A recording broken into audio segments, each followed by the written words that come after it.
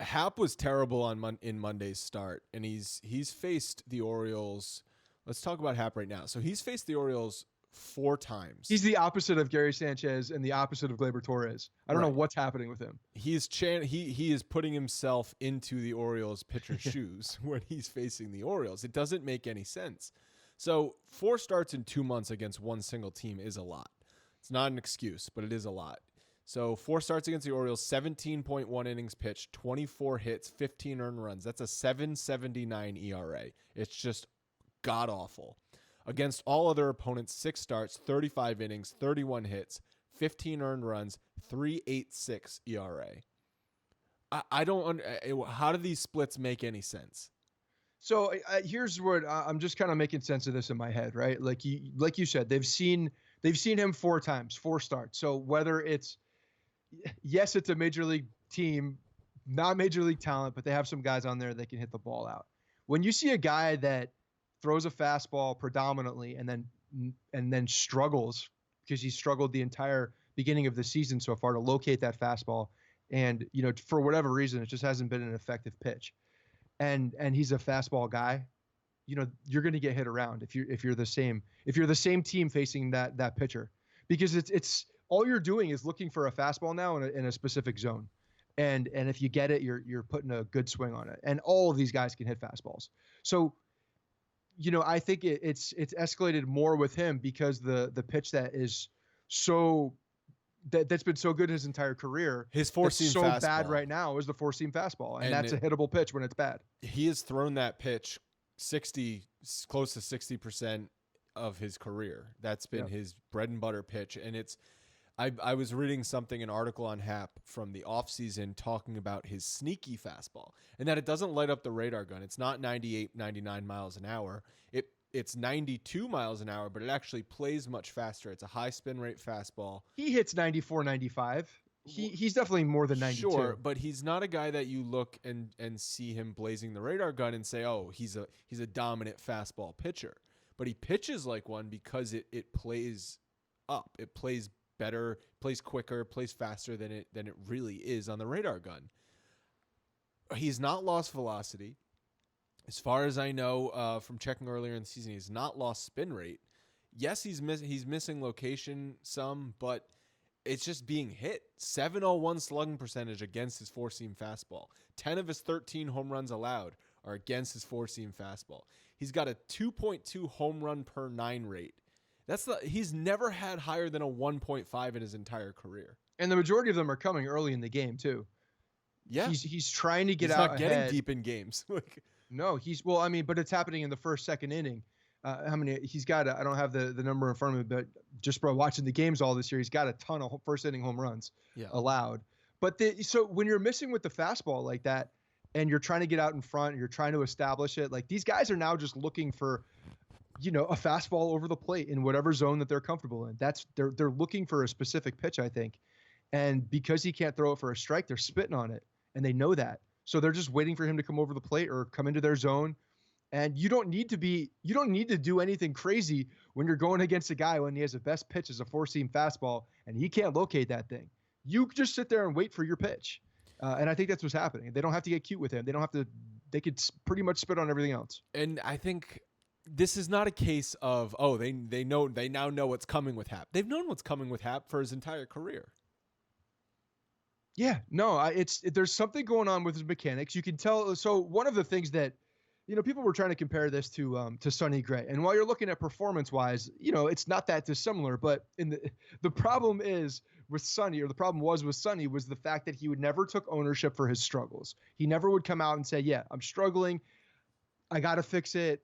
Having just a little bit of humbleness behind your words and talking and acting like you have some accountability in your actions. Hap's the opposite. Hap's the complete opposite. When you listen to him talk after the games, he's frustrated. You can see it and you can hear it. It's all written all over him. He's frustrated with the way he's pitching. He doesn't know why the fastball is not as effective as it was. So I don't know. For whatever reason, that just sits better with me. I know it's not helping the performance by any means, but I think he's going to figure it out at some point. I think it's some kind of a mechanical change. Well, they have to stick with him. This is not a situation where they can pull him from the rotation. anytime nobody soon else. because there's no one else. And we got some news after today's game that Sabathia might be missing a start because of a knee. His knee is barking. But with Happ, his strikeout is that's a term my dad always says when he's got pain, like my back is barking or my knee is barking. But his K rate is down 8% from last year as well, and it's the third lowest of his career for any season so far. Do you remember the Boston game, how we talked about how he made adjustments in the middle of that game and he was throwing more two-seamers? And he had a really good game, and then he went on a little run where he had a string of good starts. So I'm wondering if this is he's figuring it out. He's got to figure out how to pitch differently than just his four-seam fastball. Well, yeah, I mean, if your four-seam fastball is not there and you're not able to locate it or it's coming out flat, you have to figure something out. I know he's been throwing more sinkers. He's throwing more sinkers, two-seam fastballs. Trying to work that in. It's been okay. It hasn't been a great pitch for him. But I mean, at the same time, he's got to work on the mix of the pitches, and just try to throw some of these, more deceptive pitches a little bit more often. But look, the bottom line is he's got to locate that fastball. It's not going to go away. He's not going to reinvent himself in the middle of the season. What he needs to do is fix the problem on why he cannot locate that fastball or why it's just not working as his most effective pitch anymore, because he's done this for his entire career. So it just leads me to believe that something mechanically is off. And I think that's fixable. I think you could fix that.